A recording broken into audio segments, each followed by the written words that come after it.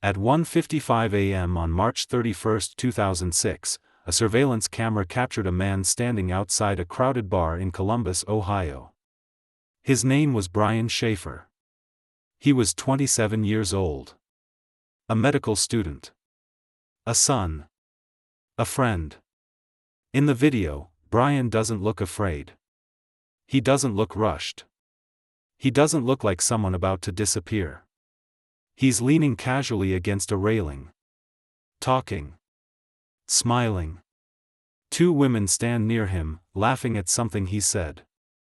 Music spills out from the open doorway behind them. People move in and out of frame. It's loud. It's late. It's ordinary. Nothing in those final seconds suggests that this moment will matter. But it does. Because this is the last confirmed image of Brian Shaffer ever recorded. After this moment, there is no footage of him leaving the bar. No witness who saw him walk away. No transaction. No phone call. Brian Shaffer goes back inside. And then. Nothing. The bar was called the Ugly Tuna Saloon. It sat on the second floor of a building just off the Ohio State University campus. A popular place for students. A place people went to drink, to celebrate, to forget. On that night, the Ugly Tuna was packed. It was the end of the academic quarter. Students were blowing off steam. The line stretched down the stairs. Inside, the music was loud enough to drown out conversation. The lights were low. The crowd was dense.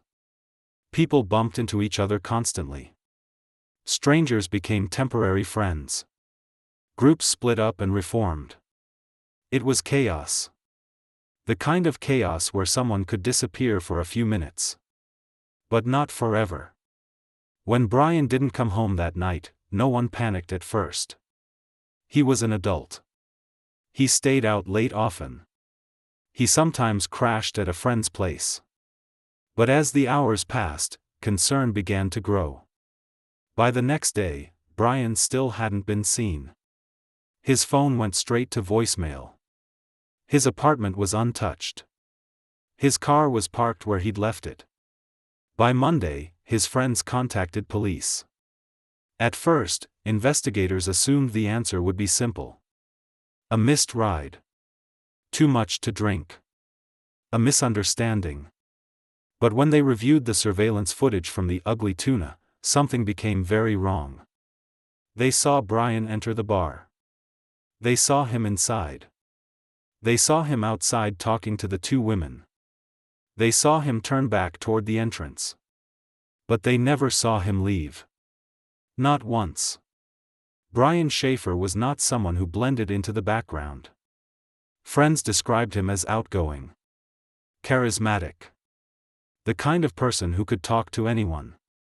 He had an easy smile. A quick sense of humor. He made friends without trying.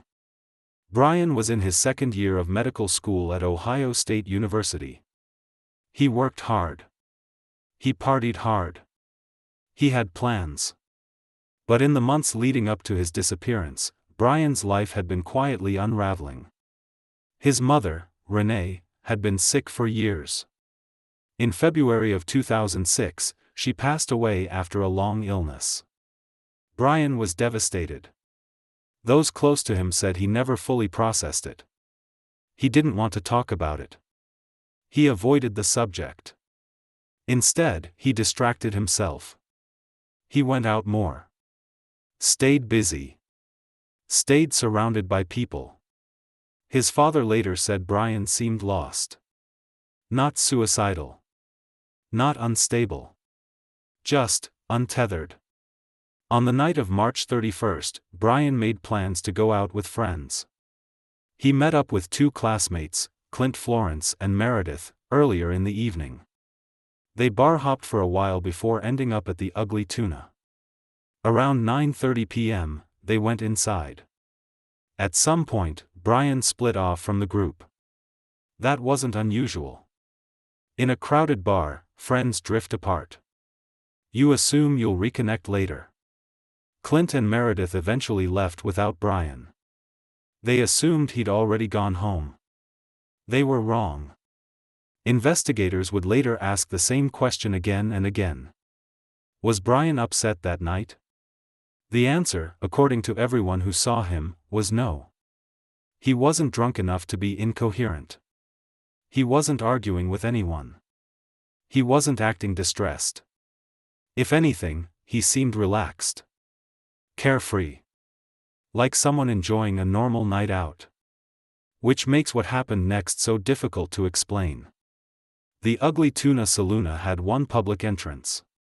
To reach it, patrons had to climb a staircase from street level. At the top of the stairs was the door into the bar. That doorway was covered by surveillance cameras. Anyone entering or leaving would be seen. After Brian was reported missing, investigators pulled the footage. They watched it carefully. Then they watched it again. They saw hundreds of people exit the bar after 1:55 a.m. Men. Women. Groups. Couples. They never saw Brian. Not behind someone. Not ahead of someone. Not slipping out unnoticed. He was simply not there. There were other exits in the building. Service hallways. Emergency doors. Construction areas. Police checked all of them. Some were alarmed. Some were locked. Some led to areas with no signs of use. No alarms had gone off that night. No witnesses reported anyone leaving through a restricted area. And even if Brian had found another way out, he would still have been seen. Cameras covered the stairwells, the entrances, the surrounding streets. There was no footage of him anywhere. It was as if Brian had vanished inside the building itself. Police searched the bar. They searched the building. They searched nearby construction sites. They found nothing. No blood. No signs of a struggle. No personal belongings. Nothing to suggest a crime. Nothing to suggest an accident. Just a gap. A moment where Brian Shaffer stops existing in the record. By the end of the first week, investigators were forced to admit something unsettling. They could not explain how Brian left the bar. Or if he ever did. When investigators run out of evidence, theories begin to fill the space. In Brian Shaffer's case, there were many. Some were simple. Some were disturbing. None could be proven. The first theory was the most obvious. That Brian left the bar unnoticed. Supporters of this theory believe he slipped past the cameras during a crowded moment. That he followed someone closely enough to be hidden from view. That chaos worked in his favor. But investigators were skeptical. The cameras overlapped. The angles were wide. The footage was clear. Security experts later reviewed the recordings and reached the same conclusion. It would have been extremely difficult, if not impossible, for Brian to leave without being seen. Not once. Not ever. Another theory suggested foul play. Perhaps Brian met someone inside the bar. Perhaps an argument happened out of sight. Perhaps something went wrong in a service area. But again, there was nothing to support it. No witnesses reported a fight. No staff noticed anything unusual. No blood was found anywhere in the building. And in a crowded bar, violence rarely stays hidden. Someone hears something. Someone sees something. Here, there was silence. Then there was the theory that unsettled people the most. That Brian chose to disappear. Friends recalled conversations where Brian expressed frustration with medical school. He talked about traveling. About starting over somewhere new. To some, it sounded like fantasy. To others, it sounded like a plan. But this theory collapsed under scrutiny. Brian left behind his wallet. His phone. His ID. His bank accounts were never touched again. His credit cards were never used. There was no digital footprint. No emails. No messages. No sightings. If Brian had planned to disappear, he did so without preparation, and without leaving a single trace. Which raised a troubling question. If he didn't leave on purpose, and he didn't leave by force, then what actually happened to him?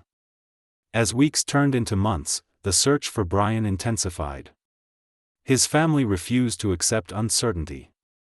His father, Randy Shaffer, became the driving force behind the investigation. He retraced Brian's final steps. He spoke to detectives. He pushed for answers. Again and again, he returned to the same question. How does someone vanish from a place designed to record movement? Police expanded their search beyond the bar. They searched nearby rivers, construction sites, abandoned buildings. Nothing. Cadaver dogs were brought in. They tracked scents that led nowhere. Flyers went up across the city. Tips came in, but none led to Brian. Months later, a new development briefly offered hope. A man using Brian's name was reported in another state. Police followed the lead. It was a mistake. Another dead end. As time passed, public interest faded. New cases replaced old ones. But Randy didn't stop. He hired private investigators. He attended vigils.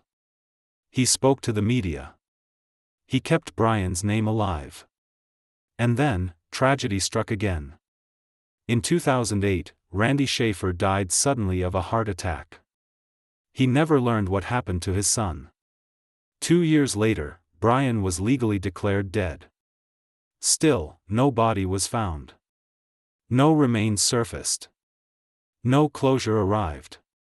Today, the ugly tuna saloon is gone. The building has changed. The bar has closed. Students still walk past the spot every day, unaware of what happened there. A man went inside and never came out. The case of Brian Shaffer remains officially unsolved. No suspect. No cause. No explanation.